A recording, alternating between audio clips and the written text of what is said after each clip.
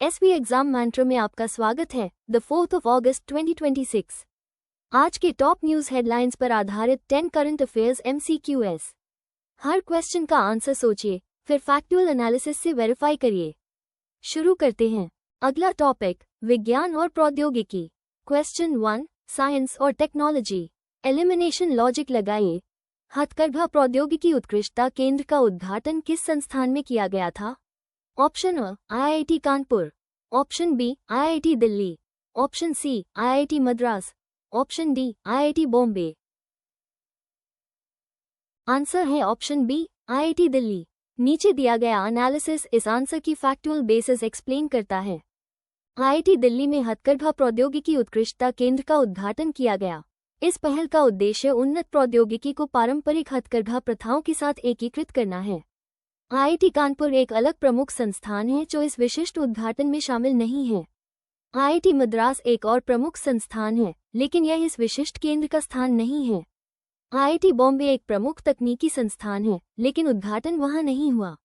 Exam fact: हथकरघा भारत की सांस्कृतिक विरासत और ग्रामीण अर्थव्यवस्था का एक महत्वपूर्ण हिस्सा है, जो लाखों लोगों की आजीविका का समर्थन करता है। सरकार इस क्षेत्र को बढ़ावा देने के लिए इंडिया हैंडलूम ब्रांड और हथकरघा मार्क जैसी पहलों को बढ़ावा देती है। Exam blueprint. पहला पॉइंट, IIT दिल्ली में हथकरघा प्रौद्योगिकी उत्कृष्टता केंद्र का उद्घाटन किया गया। दूसरा पॉइंट, हथकरघा भारत की सांस्कृतिक विरासत और ग्रामीण अर्थव्यवस्था का एक महत्वपूर्ण हिस्सा है, जो लाखों लोगों की आजीविका का समर्थन करता है। सरकार इस क्षेत्र को बढ़ावा देने के लिए इंडिया हैंडलूम ब्रांड और हथकरघा मार्क जैसी पहलों को बढ़ावा देती है। सामाजिक कल्याण। ध्यान दें। क्वेश्चन 2, सोशल इश्यूज और वेलफेयर। चारों ऑप्शंस पढ़कर आंसर चुनिए। नशा मुक्त भारत अभियान एक प्रमुख अभियान जिसका उद्देश्य नशा मुक्त समाज बनाना है, मुख्य रूप से किस केंद्रीय मंत्रालय के अधीन कार्यान्वित किया जाता है? ऑप्शन अ स्वास्थ्य और परिवार कल्याण मंत्रालय, ऑप्शन बी गृह मंत्रालय, ऑप्शन सी सामाजिक न्याय और अधिकारिता मंत्रालय, ऑप्शन डी महिला एवं बाल विकास मंत्रालय। करेक्ट आंसर है ऑप्शन सी सामाजिक न्याय और अधिकारिता मंत्रालय। अब देखते हैं कि यही आंसर सही क्यों है और बाकी ऑप्शंस क्यों नहीं। नशा मुक्त भारत अभियान सामाजिक न्याय और अधिकारिता मंत्रालय की एक प्रमुख पहल है, जो मादक द्रव्यों के सेवन के लिए सामुदायिक पहुंच, उपचार और पुनर्वास पर केंद्रित है। स्वास्थ्य और परिवार कल्याण मंत्रालय सार्वजनिक स्वास्थ्य से संबंधित है, लेकिन इस अभियान के लिए प्राथमिक कार्यान्वयन निकाय नहीं है। गृह मंत्रालय मुख्य रूप से कानून प्रवर्तन और मादक पदार्थों की तस्करी नियंत्रण का प्रबंधन करता है। महिला एवं बाल विकास मंत्रालय महिलाओं और बच्चों के कल्याण पर ध्यान केंद्रित करता है। एग्जाम फैक्ट: नशा मुक्त भारत अभियान 2020 में शुरू किया गया था और इसमें भारत के 272 सबसे कमजोर जिले शामिल हैं। ये सामुदायिक भागीदारी पर जोर देता है और मादक द्रव्यों के सेवन को रोकने के लिए युवाओं, महिलाओं और शैक्षणिक संस्थानों पर ध्यान केंद्रित करता है।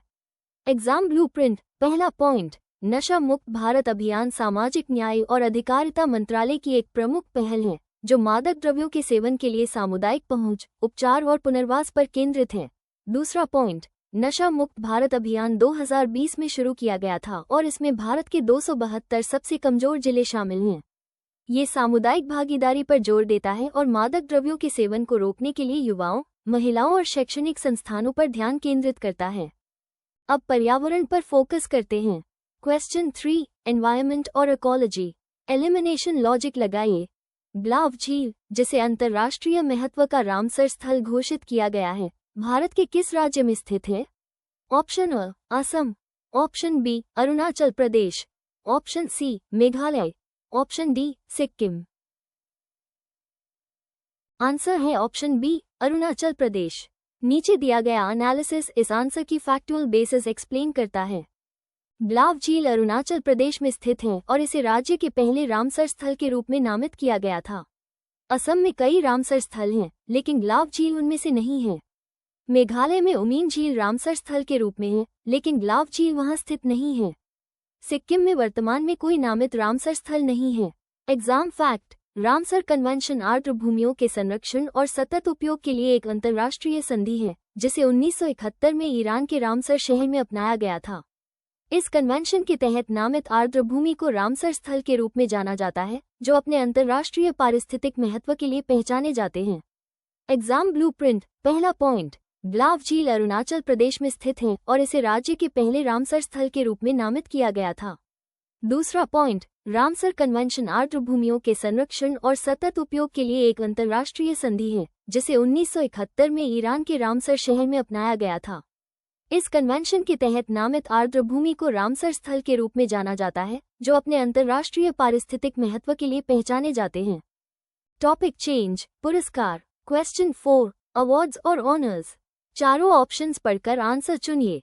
किस प्रसिद्ध भारतीय कलाकार और वास्तुकार को उनकी जन्म शताब्दी के उपलक्ष्य में एक स्मारक डाक टिकट से सम्मानित किया गया था? Option A, M.F. Hussain. Option B, Satish Gujral. Option C, S.H. Raza.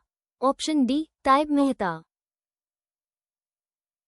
Correct answer है ऑप्शन बी, सतीश गुजराल।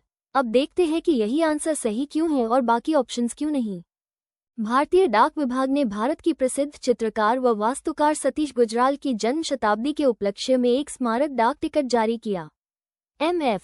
हुसैन भारत के प्रसिद्ध चित्रकार थे, लेकिन उनकी जन्म शताब्दी के उपलक्ष्य में ये टिकट जारी नहीं किया गया।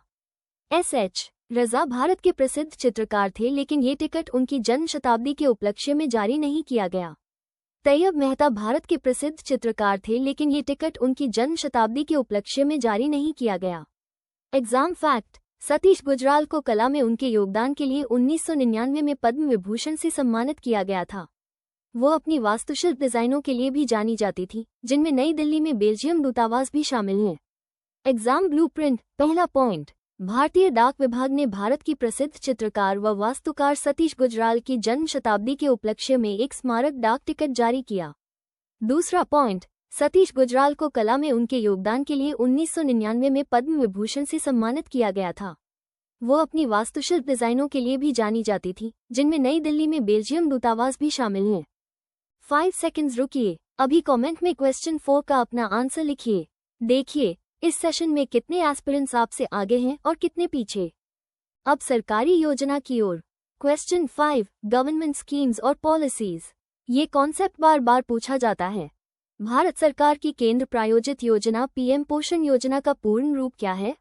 ऑप्शन अ, प्रधानमंत्री पोषण सुरक्षा निर्माण। ऑप्शन बी, प्रधानमंत्री पोषण स्वास्थ्य निर्माण। ऑप्शन सी, प्रधानमंत्री पोषण शक्ति निर्माण। ऑप्शन डी, प्रधानमंत्री पोषण सहायता निर्माण।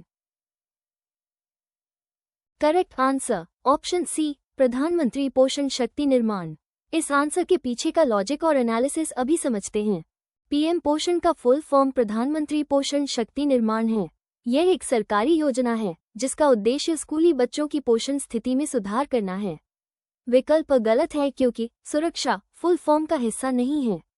विकल्प बी गलत है क्योंकि स्वास्थ्य फुल फॉर्म का हिस्सा नहीं है। विकल्प डी गलत है क्योंकि सहायता फुल फॉर्म का हिस्सा नहीं है। एग्जाम फैक्ट, पीएम पोषण योजना 2021 में शुरू की गई थी, जिसने मध्याह्न भोजन योजना की जगह ली। इसका उद्देश्य स्कूली बच्चों को गर्म पका हुआ भोजन प्रदान करना है ताकि उनकी पोषण स्थिति में सुधार हो सके। Exam blueprint. पहला पॉइंट, पीएम पोषण का फुल फॉर्म प्रधानमंत्री पोषण शक्ति निर्माण है। दूसरा पॉइंट, पीएम पोषण योजना 2021 में शुरू की गई थी, जिसने मध्याह्न भोजन योजना की जगह ली। इसका उद्देश्य स्कूली बच्चों को गर्म पका हुआ भोजन प्रदान करना है ताकि उनकी पोषण स्थिति में सुधार हो सके। अगर इस सेशन से आपकी एग्जाम प्रिपरेशन तेज हो रही है तो अभी लाइक करें और सब्सक्राइब करें। हर नोटिफिकेशन आपको आपके टारगेट स्कोर के एक क्वेश्चन और करीब लाती है। अगला टॉपिक, राजव्यवस्था। क्वेश्चन 6, इंडियन पॉलिटी और कॉन्स्टिट्यूशन। चारों ऑप्शंस पढ़कर आंसर चुनिए। भारत में विदेशी विश्वविद्यालय परिसरों की स्थापना और संचालन की निगरानी के लिए मुख्य रूप से कौन सी नियामक संस्था जिम्मेदार है? ऑप्शन अ, अखिल भारतीय तकनीकी शिक्षा परिषद AICTE। ऑप्शन बी, विश्वविद्यालय अनुदान आयोग UGC। Option C, NITI Aayog. Option D, केंद्रीय माध्यमिक शिक्षा बोर्ड CBSE। करेक्ट आंसर है ऑप्शन बी, विश्वविद्यालय अनुदान आयोग UGC। अब देखते हैं कि यही आंसर सही क्यों है और बाकी ऑप्शंस क्यों नहीं। विश्वविद्यालय अनुदान आयोग UGC भारत में विश्वविद्यालय शिक्षा के लिए प्राथमिक नियामक निकाय हैं और विदेशी विश्वविद्यालयों के लिए परिसर स्थापित करने के लिए विशिष्ट नियम तैयार किए हैं। AICTE तकनीकी शिक्षा को नियंत्रित करता है। नीति आयोग एक सरकारी थिंक टैंक है, न कि एक शैक्षिक नियामक निकाय। CBSE स्कूली शिक्षा के लिए जिम्मेदार है। एग्जाम फैक्ट: भारत में विदेशी विश्वविद्यालय परिसरों की स्थापना भारतीय उच्च शिक्षा के अंतर्राष्ट्रीयकरण की दिशा में एक महत्वपूर्ण कदम है, जो राष्ट्रीय शिक्षा नीति NEP 2020 के लक्ष्यों के अनुरूप है। UGC भारत में विदेशी उच्च शिक्षा संस्थानों के परिसरों की स्थापना और संचालन विनियम 2023 इन संस्थानों के लिए रूपरेखा प्रदान करते हैं। एग्जाम ब्लूप्रिंट: पहला पॉइंट, विश्वविद्यालय अनुदान आयोग UGC भारत में विश्वविद्यालय शिक्षा के लिए प्राथमिक नियामक निकाय हैं और विदेशी विश्वविद्यालयों के लिए परिसर स्थापित करने के लिए विशिष्ट नियम तैयार किए हैं। दूसरा पॉइंट, भारत में विदेशी विश्वविद्यालय परिसरों की स्थापना भारतीय उच्च शिक्षा के अंतर्राष्ट्रीयकरण की दिशा में एक महत्वपूर्ण कदम है, जो राष्ट्रीय शिक्षा नीति NEP 2020 के लक्ष्यों के अनुरूप है। UGC भारत में विदेशी उच्च शिक्षा संस्थानों के परिसरों की स्थापना और संचालन विनियम 2023 इन संस्थानों के लिए रूपरेखा प्रदान करते हैं। खेल और पुरस्कार: ध्यान दें। क्वेश्चन 7, स्पोर्ट्स और गेम्स। एलिमिनेशन लॉजिक लगाइए। राष्ट्रमंडल खेल महासंघ CGF का मुख्यालय कहाँ स्थित है? Option A Lausanne, Switzerland. Option B London, United Kingdom. Option C New Delhi, Bharat. Option D Birmingham, United Kingdom. Answer है option B London, United Kingdom. नीचे दिया गया एनालिसिस इस आंसर की फैक्चुअल बेसिस एक्सप्लेन करता है। राष्ट्रमंडल खेल महासंघ कॉमनवेल्थ गेम्स फेडरेशन CGF का मुख्यालय लंदन, यूनाइटेड किंगडम में है। लुसाने अंतर्राष्ट्रीय ओलंपिक समिति का मुख्यालय है। नई दिल्ली ने 2010 राष्ट्रमंडल खेलों की मेजबानी की। बर्मिंघम ने 2022 राष्ट्रमंडल खेलों की मेजबानी की। एग्जाम फैक्ट: राष्ट्रमंडल खेल एक बहु खेल आयोजन है जो हर 4 साल में आयोजित किया जाता है, जिसमें राष्ट्रमंडल देशों के एथलीट भाग लेते हैं। इस आयोजन को पहले ब्रिटिश साम्राज्य खेलों के नाम से जाना जाता था। एग्जाम ब्लूप्रिंट: पहला पॉइंट, राष्ट्रमंडल खेल महासंघ कॉमनवेल्थ गेम्स फेडरेशन CGF का मुख्यालय लंदन, यूनाइटेड किंगडम में है। दूसरा पॉइंट, राष्ट्रमंडल खेल एक बहु खेल आयोजन है जो हर 4 साल में आयोजित किया जाता है, जिसमें राष्ट्रमंडल देशों के एथलीट भाग लेते हैं। इस आयोजन को पहले ब्रिटिश साम्राज्य खेलों के नाम से जाना जाता था। 7 क्वेश्चंस हो गए। अब तक कितने सही? क्वेश्चन 8 से पहले अपना रनिंग स्कोर कमेंट में डालिए। 3 क्वेश्चंस बाकी हैं, स्कोर और बेहतर हो सकता है। अब रक्षा पर फोकस करते हैं। क्वेश्चन 8, डिफेंस और सिक्योरिटी। चारों ऑप्शंस पढ़कर आंसर चुनिए। नई महानिदेशक नौसेना संचालन के रूप में किसने पदभार ग्रहण किया है? Option A vice admiral Dinesh K Tripathi. Option B vice admiral Manish Chadha. Option C admiral R Hari Kumar. Option D vice admiral V Srinivas. Correct answer है option B vice admiral Manish Chadha. अब देखते हैं कि यही आंसर सही क्यों है और बाकी ऑप्शंस क्यों नहीं। वाइस एडमिरल मनीष चड्ढा ने महानिदेशक नौसेना संचालन का पदभार ग्रहण कर लिया है।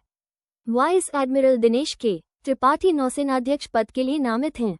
एडमिरल R हरि कुमार वर्तमान नौसेनाध्यक्ष हैं। Vice admiral V Srinivas flag officer commanding in chief दक्षिणी नौसेना कमान हैं। एग्जाम फैक्ट: महानिदेशक नौसेना संचालन DGNO नौसेना संचालन की योजना बनाने और उनकी देखरेख करने के लिए एक महत्वपूर्ण पद है। भारतीय नौसेना के वर्तमान नौसेनाध्यक्ष एडमिरल R हरि कुमार हैं। एग्जाम ब्लूप्रिंट: पहला point, vice admiral Manish Chadha ने महानिदेशक नौसेना संचालन का पदभार ग्रहण कर लिया है। दूसरा पॉइंट, महानिदेशक नौसेना संचालन DGNO नौसेना संचालन की योजना बनाने और उनकी देखरेख करने के लिए एक महत्वपूर्ण पद है। भारतीय नौसेना के वर्तमान नौसेनाध्यक्ष एडमिरल R हरि कुमार हैं। टॉपिक चेंज, सरकारी योजना। क्वेश्चन 9, गवर्नमेंट स्कीम्स और पॉलिसीज। एलिमिनेशन लॉजिक लगाइए। PM अजय आदर्श ग्राम घटक के तहत राष्ट्रव्यापी चयनित गांवों की कुल संख्या कितनी है? Option A 43,728। Option B 47,328। Option C 435। Option D 47,823। Answer है ऑप्शन B 47,328। नीचे दिया गया एनालिसिस इस आंसर की फैक्चुअल बेसिस एक्सप्लेन करता है। विकल्प बी सही है क्योंकि पीएम अजय आदर्श ग्राम घटक के तहत देश भर में 47,328 गांवों का चयन किया गया है। विकल्प पर एक गलत संख्यात्मक भटकाव है। विकल्प सी केवल तेलंगाना में चयनित गांवों की संख्या का प्रतिनिधित्व करता है, न कि देशव्यापी कुल। विकल्प डी एक गलत संख्यात्मक भटकाव है। Exam fact: PM Ajay Adarsh Gram घटक एक सरकारी पहल है जो भारत भर के चयनित गांवों के एकीकृत विकास पर केंद्रित है। इसका उद्देश्य इन चिन्हित क्षेत्रों में समग्र विकास के लिए बुनियादी ढांचे, सामाजिक सेवाओं और आर्थिक अवसरों में सुधार करना है। एग्जाम ब्लूप्रिंट: पहला पॉइंट, विकल्प बी सही है क्योंकि पीएम अजय आदर्श ग्राम घटक के तहत देश भर में 47,328 गांवों का चयन किया गया है।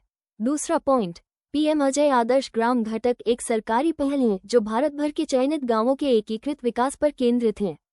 इसका उद्देश्य इन चिन्हित क्षेत्रों में समग्र विकास के लिए बुनियादी ढांचे, सामाजिक सेवाओं और आर्थिक अवसरों में सुधार करना है। अब राजव्यवस्था की ओर। क्वेश्चन 10, इंडियन पॉलिटी और कॉन्स्टिट्यूशन। ये कॉन्सेप्ट बार बार पूछा जाता है। कटक में जगतगुरु कृपालु विश्वविद्यालय का उद्घाटन किसने किया? Option A, Narendra Modi. Option B, Draupadi Murmu. Option C, M Venkaiah Naidu. Option D, Jagdeep Dhankhar. Correct answer option B, Draupadi Murmu. इस आंसर के पीछे का लॉजिक और एनालिसिस अभी समझते हैं। भारत की वर्तमान राष्ट्रपति द्रौपदी मुर्मू ने कटक में जगतगुरु कृपालु विश्वविद्यालय का आधिकारिक उद्घाटन किया। नरेंद्र मोदी भारत के प्रधानमंत्री हैं। एम वेंकैया नायडू भारत के पूर्व उपराष्ट्रपति हैं। जगदीप धनखड़ भारत के वर्तमान उपराष्ट्रपति हैं। एग्जाम फैक्ट: भारत की राष्ट्रपति राज्य की औपचारिक प्रमुख और भारतीय सशस्त्र बलों की सर्वोच्च कमांडर होती हैं। द्रौपदी मुर्मू भारत की 15वीं और वर्तमान राष्ट्रपति हैं और इस पद को संभालने वाली पहली आदिवासी महिला हैं। एग्जाम ब्लूप्रिंट: पहला पॉइंट, भारत की वर्तमान राष्ट्रपति द्रौपदी मुर्मू ने कटक में जगतगुरु कृपालु विश्वविद्यालय का आधिकारिक उद्घाटन किया। दूसरा पॉइंट, भारत की राष्ट्रपति राज्य की औपचारिक प्रमुख और भारतीय सशस्त्र बलों की सर्वोच्च कमांडर होती हैं। द्रौपदी मुर्मू भारत की 15वीं और वर्तमान राष्ट्रपति हैं और इस पद को संभालने वाली पहली आदिवासी महिला हैं। Power revision 60 second rapid fire. सभी आंसर्स बैक टू बैक। ध्यान से सुनिए और लॉक करिए। Q1, हथकरघा प्रौद्योगिकी उत्कृष्टता केंद्र का उद्घाटन किस संस्थान में किया गया था? IIT दिल्ली। Q2, नशा मुक्त भारत अभियान, एक प्रमुख अभियान जिसका उद्देश्य नशा मुक्त समाज बनाना है, मुख्य रूप से किस केंद्रीय मंत्रालय के अधीन कार्यान्वित किया जाता है? सामाजिक न्याय और अधिकारिता मंत्रालय। Q3, ग्लाव झील, जिसे अंतर्राष्ट्रीय महत्व का रामसर स्थल घोषित किया गया है, भारत के किस राज्य में स्थित है? अरुणाचल प्रदेश। Q4, किस प्रसिद्ध भारतीय कलाकार और वास्तुकार को उनकी जन्म शताब्दी के उपलक्ष्य में एक स्मारक डाक टिकट से सम्मानित किया गया था? सतीश गुजराल। Q5, भारत सरकार की केंद्र प्रायोजित योजना पीएम पोषण योजना का पूर्ण रूप क्या है? प्रधानमंत्री पोषण शक्ति निर्माण। Q6, भारत में विदेशी विश्वविद्यालय परिसरों की स्थापना और संचालन की निगरानी के लिए मुख्य रूप से कौन सी नियामक संस्था जिम्मेदार है? विश्वविद्यालय अनुदान आयोग UGC। पावर रिविजन जारी, पार्ट 2 हाव्स। Q7, राष्ट्रमंडल खेल महासंघ CGF का मुख्यालय कहाँ स्थित है? London, United kingdom. Q8, नई महानिदेशक नौसेना संचालन के रूप में किसने पदभार ग्रहण किया है? Vice admiral Manish Chadha. Q9, PM Ajay Adarsh Gram घटक के तहत राष्ट्रव्यापी चयनित गांवों की कुल संख्या कितनी है? 47,328। Q10, कटक में जगतगुरु कृपालु विश्वविद्यालय का उद्घाटन किसने किया? Draupadi Murmu. Power revision complete. जिस आंसर में डाउट था उसे एग्जाम से पहले एक बार और देखें। आज का डेली अमोल लोड हो गया। कमेंट में फाइनल स्कोर अभी डालें। वीकली टेस्ट लिखें, लाइव टेस्ट लिंक तुरंत मिलेगा।